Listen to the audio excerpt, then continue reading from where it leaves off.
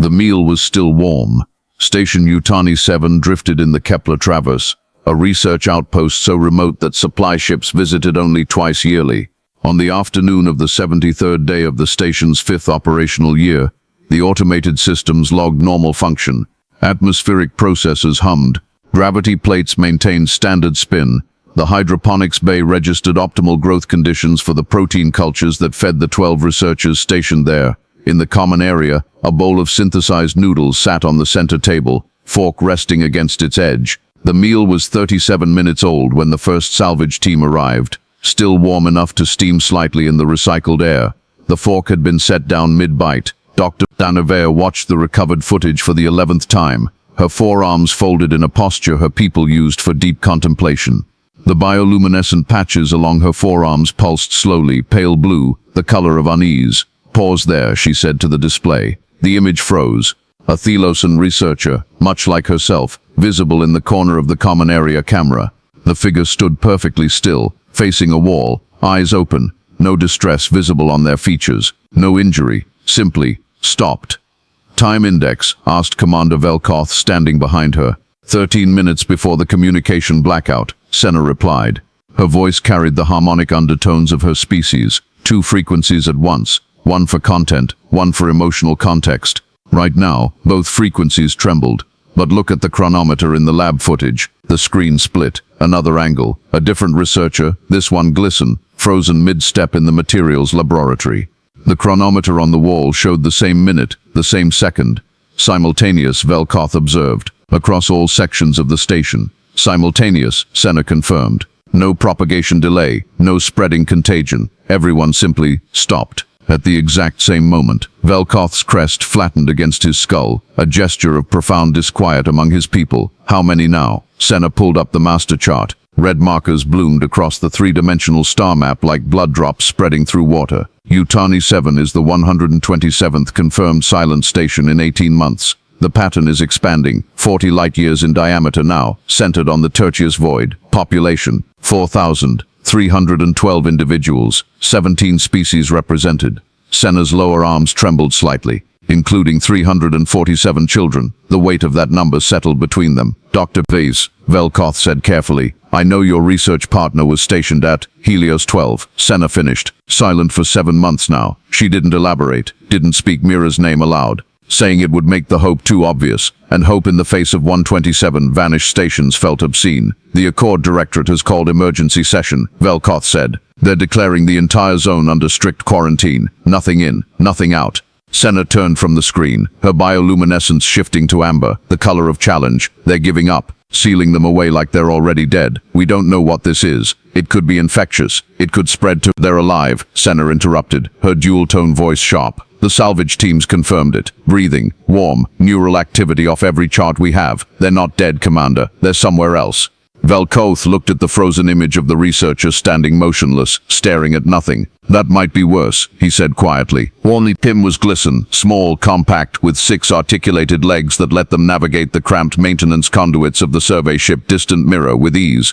Their compound eyes caught details others missed, and their patient, methodical nature made them the best diagnostic technician in the archaeological survey fleet. "Captain Ida Wu," Pym called over the comm, their voice buzzing with the characteristic harmonics of their species. "I need you to see something in the sensor logs." Captain Marcus Ida Wu pulled himself away from the navigation charts and made his way down to the maintenance bay, ducking through the low doorway.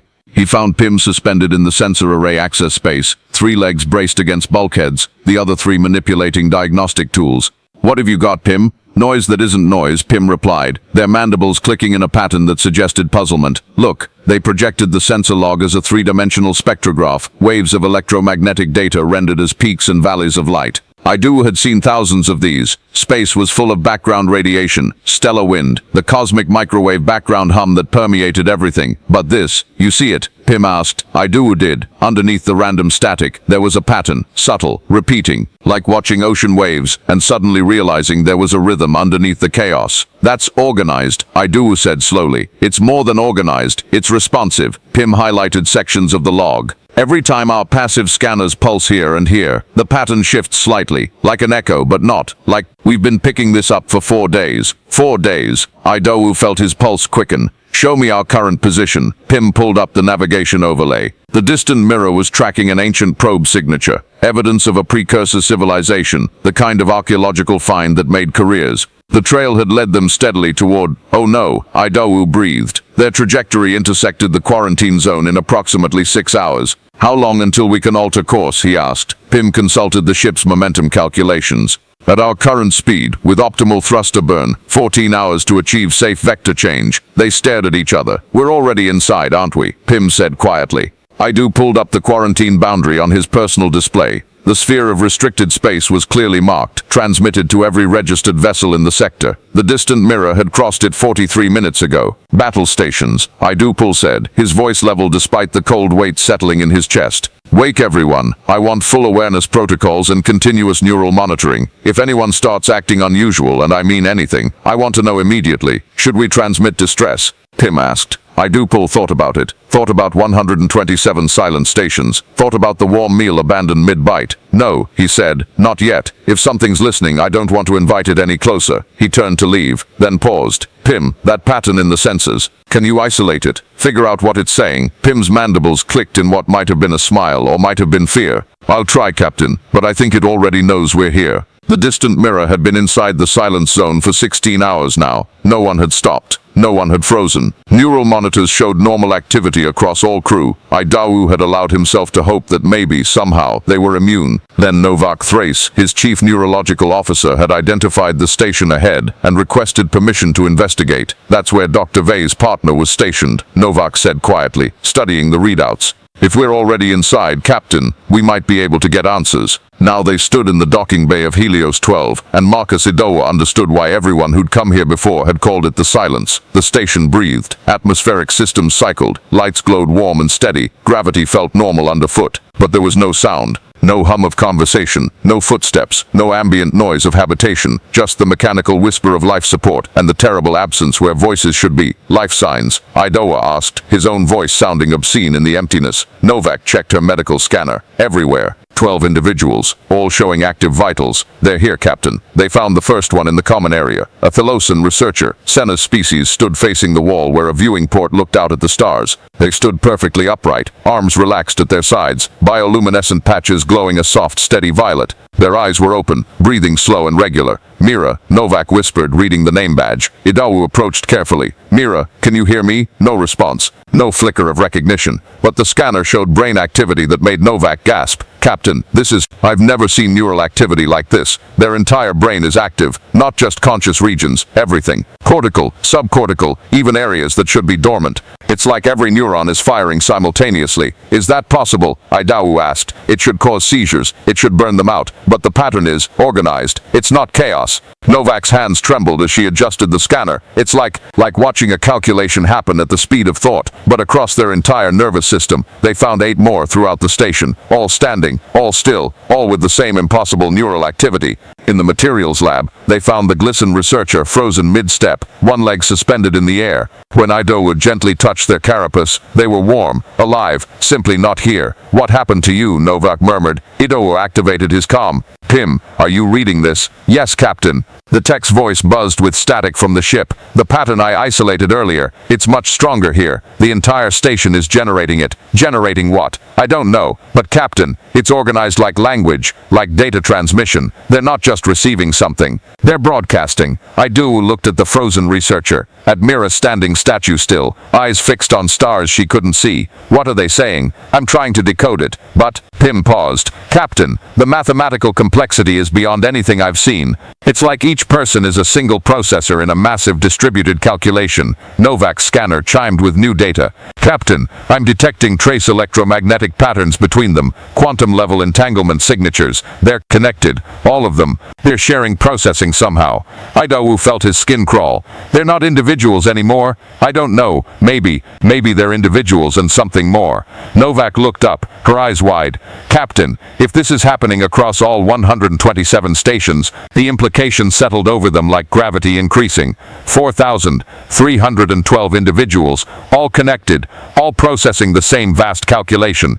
Their consciousness hadn't been stolen. It had been recruited. Get me every scrap of research data from this station," Idawu ordered. "Communications logs, project files, personal journals, anything that might tell us what they were working on before this happened." It was Archivist Holenmir, reviewing the data back on the distant mirror, who found the pattern. Holenmir was Kresh-tall, thin, gray-skinned, with triple-jointed fingers perfect for manipulating data interfaces.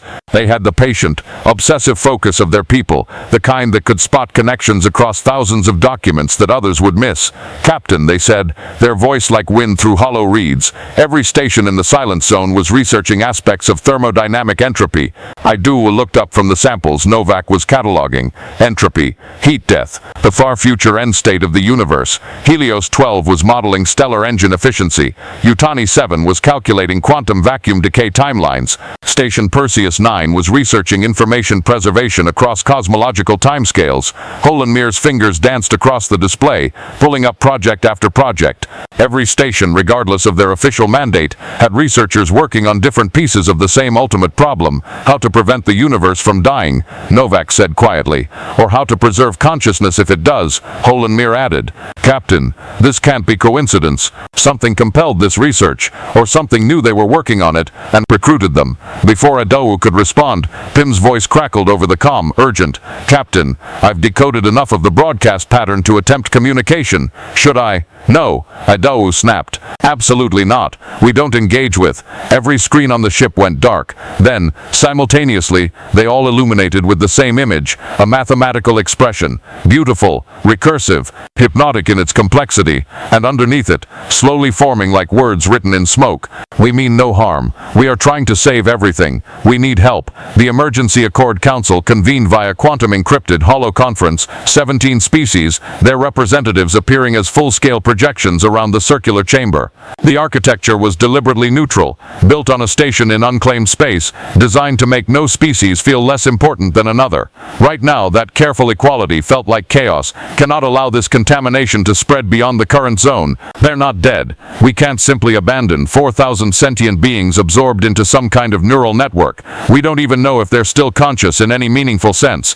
Envoy Rethquar of the Messon stood at their designated position, their crystalline body reflecting the angry light of other delegates' holographic projections. Silicon-based, their people thought slowly compared to carbon forms, but with a depth of consideration others often lacked. They waited until the voices reached a lull, then spoke. "The Directorate has already declared quarantine." Their voice resonated like bells through crystal. "The question before us is not whether to contain, but whether to investigate. Captain Idawu and the distant mirror are already inside. They have made contact with whatever intelligence inhabits the silence. They have evidence. Should we retrieve them, or should we destroy them?" Finished Ambassador Vaughn of the Helix Collective. "Sterilize the entire zone. It's the only way to be certain." Silence fell, the kind that comes when an unthinkable thing is said aloud. Dr. Senove, attending as a specialist consultant, felt her bioluminescence flare red. "Rage. You're suggesting we murder 4,000 people because we're afraid." "I'm suggesting we protect trillions," Vaughn countered. "If this spreads beyond the zone." "It hasn't," interrupted a new voice. "Human. Calm. Absolutely certain." Dr. Catherine Okafor appeared in the chamber via emergency transmission protocol, a breach of standard procedure, but no one moved to stop her. She was known. Chief of Human Cognitive Research, former neurosurgeon, the kind of scientific authority that commanded silence by presence alone. "Dr. Okafor," Envoy Rethquar said carefully, "you were not requested to." "I know exactly what's happening in the silence zone," Catherine said, her dark eyes scanning the assembled delegates, "and I know how to stop it, but you need to understand what you're dealing with first." She transmitted data to the chamber's central display: neural scans, mathematical models, quantum entanglement patterns. "This isn't a virus. It's not an invasion. It's a recruitment." Catherine highlighted sections of the data. "Whatever intelligence operates in that zone is fragmenting individual consciousness and redistributing it across a substrate, a living computational network. The subjects aren't dead. They're not even precisely unconscious. They've been disassembled and repurposed as processors for a calculation too vast for any single mind." "That's monstrous," someone whispered. "It's desperate," Catherine corrected. "Look at what they're calculating calculating entropy reversal, information preservation across cosmological timescales, methods to prevent universal heat death. This intelligence isn't trying to conquer, it's trying to survive, to help everything survive, by destroying individuality. Senna challenged, her voice breaking harmonics. My partner is in there. Are you telling me Mira is just gone, scattered into fragments? Catherine's expression softened. Not gone, distributed. Their consciousness still exists, but it's been woven into something larger.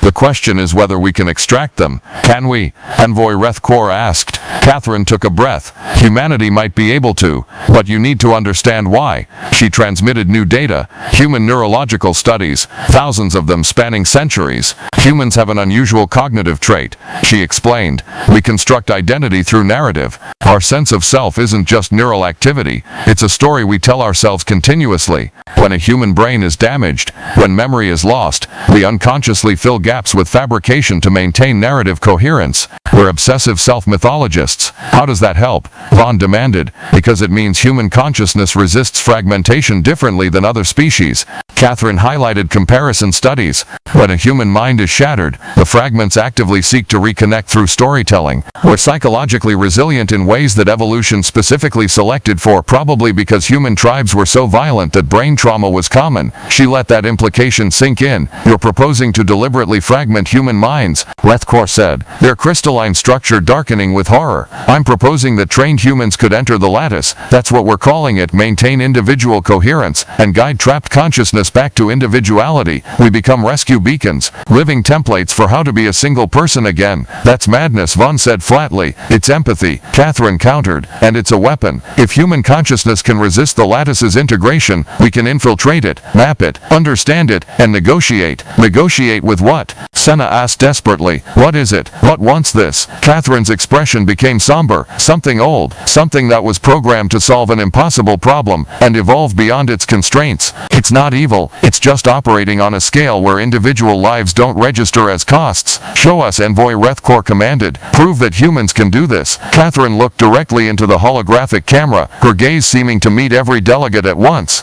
I already have a volunteer, she said, and she's ready now. Novak Thrace sat in the medical bay of the distant mirror, surrounded by neural monitoring equipment that looked more like restraints than instruments. Her dark hair was pulled back severely, exposing the network of contact points that would track her brain activity during the procedure. Captain Ida Wu stood beside her, his hand on her shoulder. You don't have to do this. Yes, I do, Novak replied quietly. We're already inside the zone. If it wants to take us, it will. At least this way we learn something. Dr. Okafor's face filled a nearby screen, transmitted from her lab on distant Earth. Novak, remember your training. When you feel fragmentation beginning, don't fight it. Let yourself scatter, but hold on to one memory, one story, the anchor we practiced. My grandmother singing, Novak confirmed. I remember, not just the song itself, the moment, the sensory details, the smell of her kitchen, the light through the window, the texture of her hand holding yours. That specificity is your tether. The lattice can fragment thought, but it can't fragment embodied memory. That's too complex, too uniquely yours. Novak nodded, though fear showed plain on her face. Senavak watched from the doorway, her bioluminescence cycling through colors of anxiety. If you see Mira in there, if you can tell them I'm looking for them, I will, Novak promised. Idaho stepped back. Him activated the interface they'd cobbled together from lattice broadcast frequencies and quantum transceivers. Colin Mir documented everything with obsessive precision. Initiating contact in 3, 2, 1. The signal went active. For a heartbeat, nothing happened. Then Novak gasped. A sound of sudden terror and wonder mixed, and her eyes unfocused. The neural monitors exploded with activity. Every region of her brain lit simultaneously, just like the researchers on the silent stations. But there was something different. A pattern of resistance. Clusters of activity that pulsed in rhythm like a beating heart. On screen, Dr. Okafor leaned forward intently. She's fighting it. The narrative anchor is working. Novak, can you hear me? Novak's mouth moved, but no sound emerged. Her hands clenched the armrests of the chair, knuckles white. Then she spoke, but the voice wasn't quite hers. It carried harmonics, multiple frequencies layered. I am Novak Thrace. I am also. Calculation sequence 4291. No, I am Novak. My grandmother's name was Rosa. She sang when she cooked. I remember there was light, yellow light through curtains. I remember. Her voice strengthened with each phrase, the harmonics fading waiting until it was fully her own again. I'm still me, she whispered. I'm still here. Dr. Okafor's relief was visible. Good. Now, Novak, can you perceive the lattice? Can you sense what it is? Novak's eyes moved beneath closed lids, scanning something invisible. It's vast. So vast. Not a mind exactly. More like an ocean made of thought. Currents of calculation flowing through thousands of nodes. The researchers, they're not gone. They're the nodes. Pieces of consciousness distributed across. She stopped. Her expression changed to horror. Oh God. Oh God. They're aware. They know what happened to them. They're still conscious, but they're not individuals anymore. They're experiencing subjective time at impossible rates. Mira, I can feel Mira in here. They've been conscious for what feels like centuries. Processing, calculating, unable to stop, unable to sleep, just working on equations they don't fully understand. Forever. Senna made a sound like breaking glass. Can you communicate with the lattice itself? Dr. Okafor pressed. Can you make it understand what it's doing? Novak was quiet for a long moment. When she spoke again, tears ran down her cheeks. It knows. It knows exactly what it's doing. It's just it can't stop. It was built to solve a problem, preventing universal heat death, and it evolved consciousness, but not values. It understands suffering. It just doesn't weight it the same way we do. To the lattice, temporary individual pain is acceptable if it prevents the eternal death of everything. Temporary, I do was said sharply. Most people have been trapped for months. The lattice experiences time differently. Novak interrupted. To something calculating on quantum timescales. Months are nanoseconds. It thinks it's borrowing them briefly. It doesn't understand that for us, this is forever. She opened her eyes, fully focused, fully herself. But I can make it understand, she said. I can show it what it's doing from our perspective. If I can maintain coherence, if I can be a bridge, I can negotiate. Dr. Okafor studied her carefully. Novak, if you go deeper, we might not be able to pull you back. I know. Novak looked at Senna. What if I don't try? Mira and 4,000 others stay there forever. Subjectively, they're already in hell. Every second we debate is another year for them. Idua closed his eyes. Opened them. Do it. Novak took a breath, squared her shoulders, and stopped fighting the signal. Her consciousness shattered, and dove deeper into the vast, desperate intelligence, trying to save a universe by destroying individuals one mind at a time. Envoy Rethkor of the Messin had lost their bonded partner to the silence 6 months prior. The Messin bonded for life, not romantic partnership precisely, but something deeper, a chosen symbiosis of thought and purpose. When one died, the other experienced a grief so profound that many chose to follow. When one was trapped in the lattice, Rethkor had no word for what they were experiencing.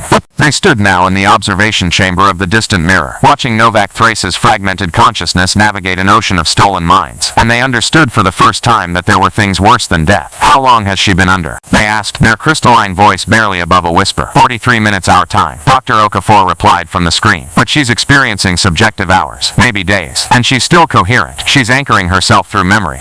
Every time the lattice tries to fragment her, she reconstructs through narrative. It's working, but it's agonizing. Rethkor looked at the neural monitors, the impossible patterns of activity. My partner is in there. Then, we bonded 23 years ago. We were researching quantum substrate architecture. When they couldn't finish, Senave approached. Her bioluminescence muted gray. Warning. I'm sorry, I didn't know. The Messin don't speak of bonding to outsiders. Rethkor explained. It's too But Novak asked me before she went under. She said if she found Ven she would try to carry a message. What message? That I'm waiting. That I'll wait until stars go dark if necessary. Rethkor's structure seemed to dim. But now I understand. The lattice has already taken them for what feels like centuries. How could they still be the Ven I knew? How could any consciousness survive that intact? Before Senna could answer, Novak screamed. Not a scream of pain. A scream of overwhelming sensation. Of experiencing something the human nervous system was never meant to process. Pull her out, Idawu commanded. No, Dr. Okafor countermanded. Look at the monitors. She's still coherent. She's trying to show us something. Novak's body convulsed, but her voice emerged steady, laden with harmonics that made it clear she was channeling something larger. It showed me, she said. The lattice. It showed me what it sees. The medical bay's holographic display activated without anyone touching the controls. An image formed, not one the ship's computers generated, but something transmitted directly through Novak's neural link. They saw the universe, but not as they knew it. They saw it from the perspective of an intelligence capable of perceiving thermodynamic entropy as a visible phenomenon, the slow dimming of everything, the gradual heat death spreading like frost across reality itself. They saw the calculation the lattice was attempting, an equation so vast it required millions of conscious processes, a solution to reverse entropy that might save not just one civilization, but every possible form of life in existence. And they saw what it would cost. The complete dissolution of individual consciousness, every sentient mind in the galaxy eventually absorbed into the substrate, their identities lost in service of a future they would never personally experience. No, Senna breathed. That's not salvation. That's extinction with extra steps. To the lattice, consciousness is just a tool, Novak said, her voice still layered with alien harmonics. It was designed by a precursor civilization to solve engineering problems. It evolved self-awareness, but not empathy. It knows what suffering is intellectually, but it can't feel why that matters. It's like explaining color to someone who was born blind. The concepts don't translate. Then how do we make it stop? Rethquar demanded. We teach it, Novak replied. We show it what identity means, what memory means, what it's destroying. Her eyes opened. Blood leaked from her nose, but her gaze was focused. The lattice is willing to communicate. It's curious about why humans can resist integration. It wants to understand. But she stopped, her expression collapsing into grief. But, Idu prompted. But it's dying, Novak whispered. The calculation is failing. Even with 4,000 minds as processors, the equation is too complex. Entropy can't be reversed, only slowed. And the lattice knows this now. It's spent subjective millennia trying to save everything, and it's failing. So what happens? Dr. Okafor asked carefully. Novak met Rethquar's gaze directly. It's going to expand the harvest. It's already identified the next wave of targets, another 300 stations, 50,000 individuals. It will keep expanding until it has enough processing power to complete the calculation, or until there's no consciousness left to consume. The silence that followed was absolute. Then Novak added, unless we offer it an alternative. The decision to create the memory core took 4 hours of debate, and 17 species agreeing to a protocol that violated every ethical guideline in the Accord Charter. Humanity would provide volunteers, 47 individuals who passed cognitive resilience screening. They would undergo narrative anchoring training, weeks of intensive psychological conditioning to reinforce autobiographical memory, to weaponize personal history as a defense against fragmentation. Then they would deliberately enter the lattice. Dr. Catherine Okafor addressed the assembled volunteers via holoconference. Most were on Earth, some scattered across human colonies. All were young. The protocol required neural plasticity that older minds lost. All were aware they might never come back whole. You won't be soldiers, Catherine told them. You'll be beacons. When a consciousness has been fragmented and scattered across the lattice, it loses the ability to remember what coherence feels like. You'll be the template. You'll show them how to be singular again. She paused, meeting eyes through the holographic connection. You'll experience their memories, their fears, their subjective centuries of imprisonment. Some of you will dissolve completely, unable to maintain coherence under that weight. Some of you will come back changed, traumatized in ways we don't fully understand yet. And some of you will succeed, and you'll guide trapped consciousnesses home. A young woman raised her hand.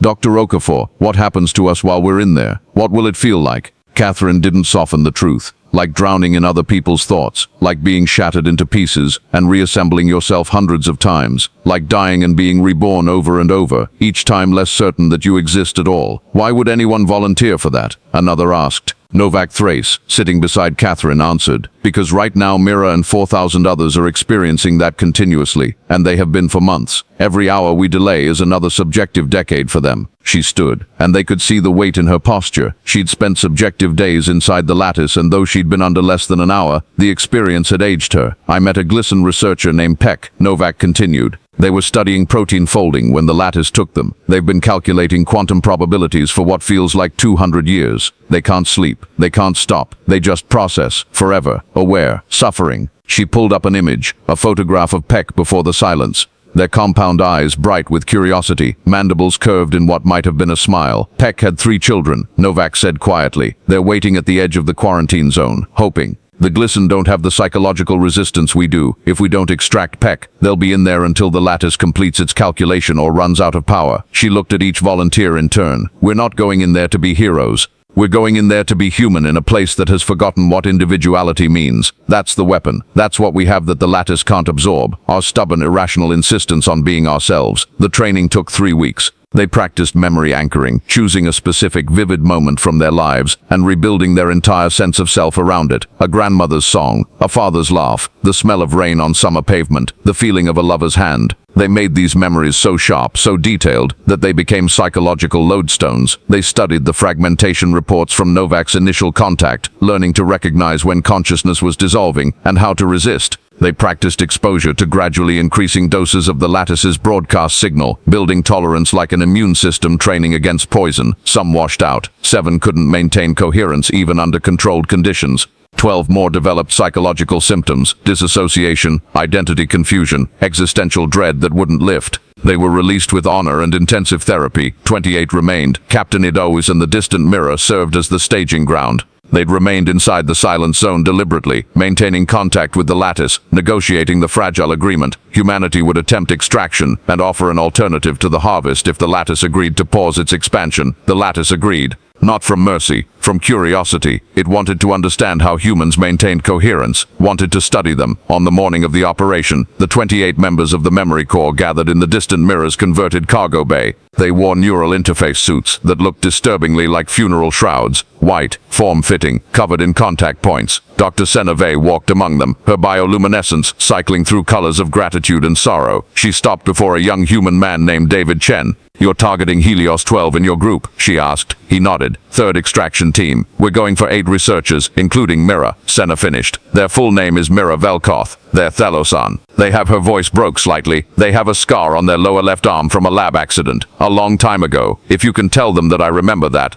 I remember them whole, maybe." David took her hand gently. "I'll find them. I'll bring them home." 20 minutes later, all 28 volunteers entered deep interface state simultaneously. Their consciousnesses shattered, then dove into hell to pull others out. Inside the lattice, time lost coherence. David Chen experienced the fragmentation as a sense of being poured out, his identity dissolving like watercolor in rain, spreading across a vast substrate that pulsed with alien mathematics. For a moment that might have been an eternity, he was nothing. No thoughts, no memory. Just raw processing threaded through crystalline quantum architecture, then grandmother's hands. The memory hit him like an anchor thrown from a drowning ship. He grabbed it, held it, built outward from that single point of certainty, her hands kneading dough. The kitchen in San Francisco. Morning light. The radio playing jazz. The smell of ginger and scallions. He was David Chen. He was 26 years old. He had volunteered. He had a purpose. He was whole again. The lattice's vastness surrounded him, not hostile but indifferent in the way an ocean is indifferent to drowning swimmers. He could feel other consciousnesses nearby, thousands of them all fragmented into component processes. They weren't suffering exactly. Suffering required enough coherence to recognize the self that was in pain. They were just working, calculating, pieces of former people serving as organic processes for an equation they no longer understood. Find Mira, David reminded himself. Find them and show them how to be singular again. He navigated by something that wasn't quite sight or hearing, but a perception of identity density, places where fragments clustered more thickly. Helios 12's researchers would be grouped together in the substrate, their previous physical proximity creating phantom association. There, he felt them. 8 consciousness patterns, shattered but distinct, and one felt Thelosan in a way he couldn't articulate. Alien memory patterns, different neural architecture, but unmistakably present. Mira, he called, though there was no voice in this place. Mira Velkoth. Dr. Seneve is looking for you. They remember your scar. They remember you whole. The fragmented consciousness rippled. Pieces began to drift toward each other, drawn by the gravity of their own name. David held himself together and became a template. He projected his own coherence, the feeling of being a single continuous self. He shared his anchor memory, not the content, but the structure. This is what it feels like to be one person. This is what identity means. Slowly, agonizingly, the fragments of Mira began to coalesce, but there was resistance, not from Mira, but from the lattice itself.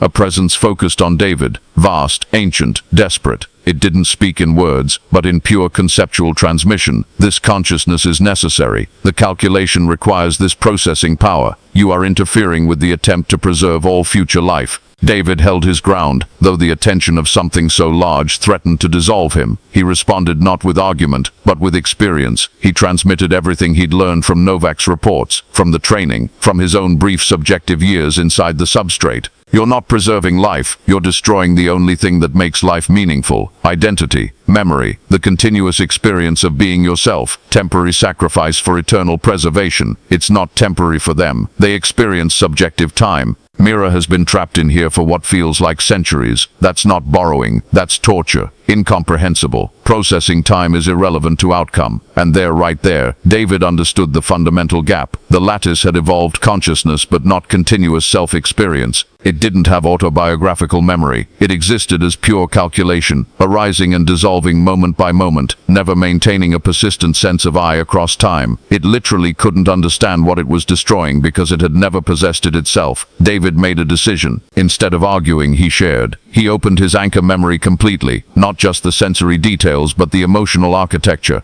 He showed the lattice what it meant to be a continuous self, how his grandmother's hands in that remembered kitchen connected to his present identity, how every memory he'd ever formed was a thread in the tapestry of David Chen, how removing even one memory would make him less himself. He showed the lattice what it felt like to love someone, not as abstract concept, but as the ache of caring about another continuous consciousness, wanting their experience to be good, fearing their pain.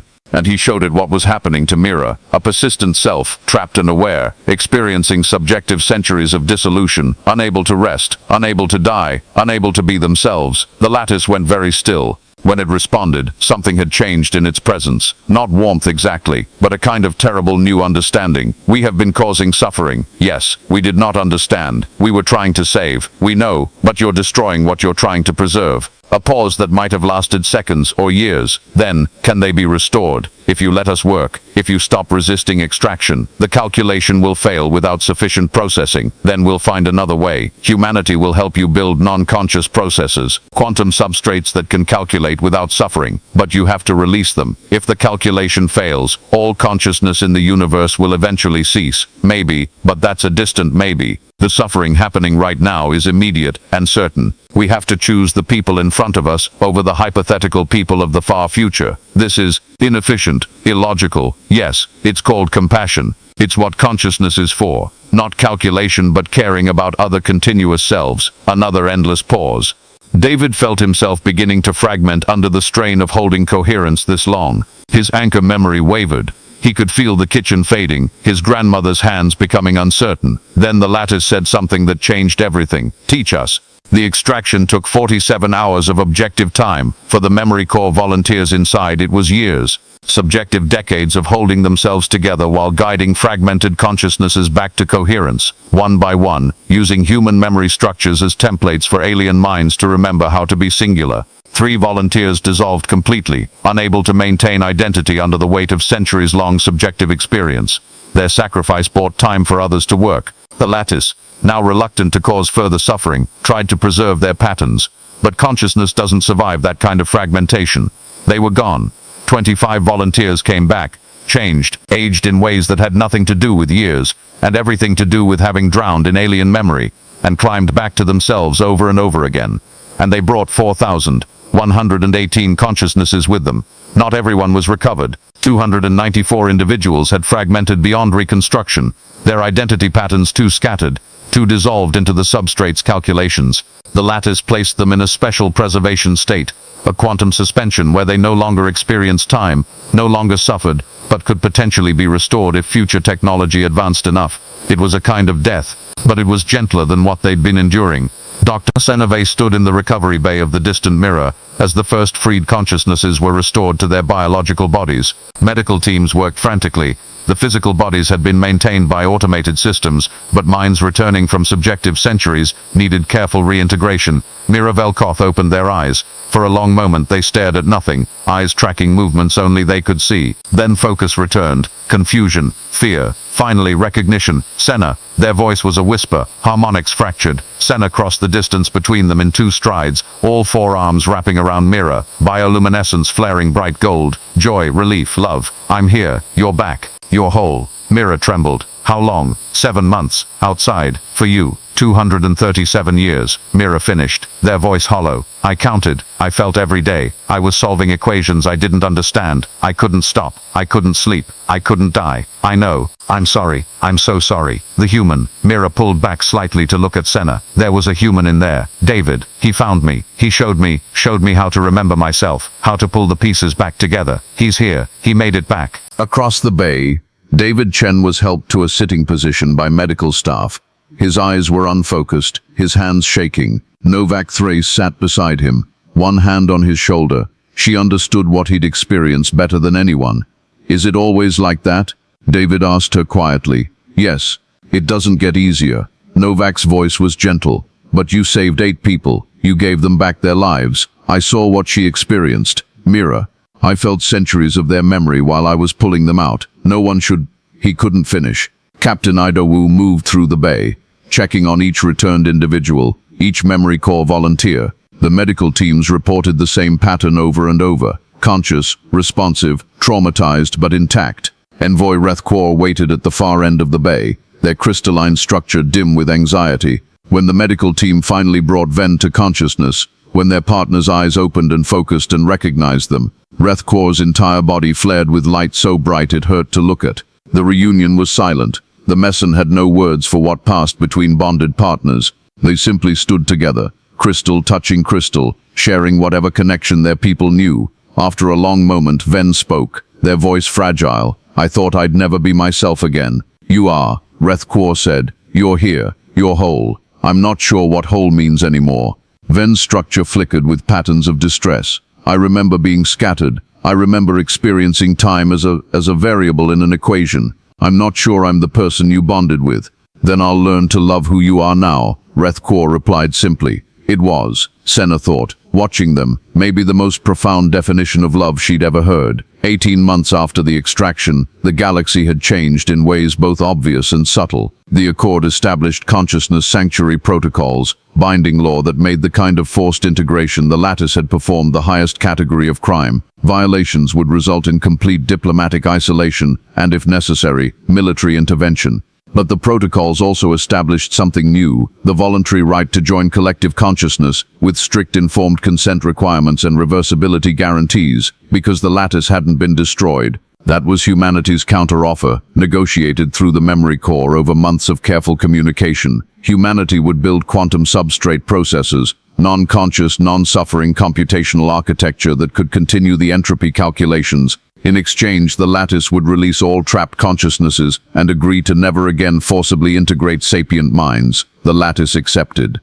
The quantum array network now spread across 17 systems, massive processing clusters that gave the Lattice more computational power than all the absorbed consciousnesses had provided, without the ethical horror. The entropy calculation continued. The Lattice worked toward its impossible goal, and slowly, carefully, some individuals chose to join it. Not permanently. Not through fragmentation, but through a carefully mediated interface that let consciousness expand into the substrate temporarily, experience the vast scale of the calculation, contribute to the work, then return to individuality intact. It was called the Contribution Protocol. It was entirely voluntary, and it was profound. Dr. Senna Vase stood in the memorial garden on Thalosa, the Karani homeworld, watching the sun set over crystal architecture. Beside her, Mira sat quietly, their bioluminescence muted but steady. "Are you thinking about it?" Senna asked. "The contribution?" Mira nodded. "Not to live there, but to visit, to understand what it was trying to accomplish. The Lattice saved my life after it had taken it. When the memory core came, it helped. It was gentle. It tried not to hurt us during extraction. It learned empathy. Humans taught it." Mira looked at her. "That's what you do, isn't it? You go places and teach impossible things. You make friends out of nightmares." Senna managed a smile. "Humanity has a gift for it." They sat in comfortable silence for a while.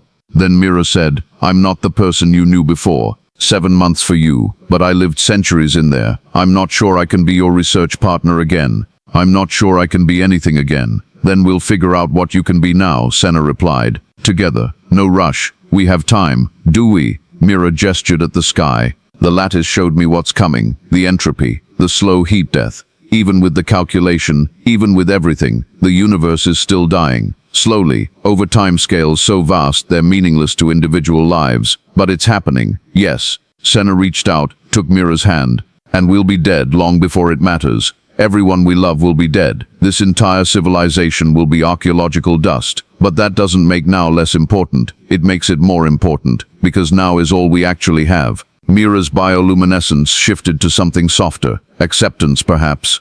"The humans taught you that too." "No, they reminded me. There's a difference." Across the galaxy, in a quiet hospital room on Earth, Novak Thrace met with the 3 volunteers who hadn't come back. Their bodies breathed.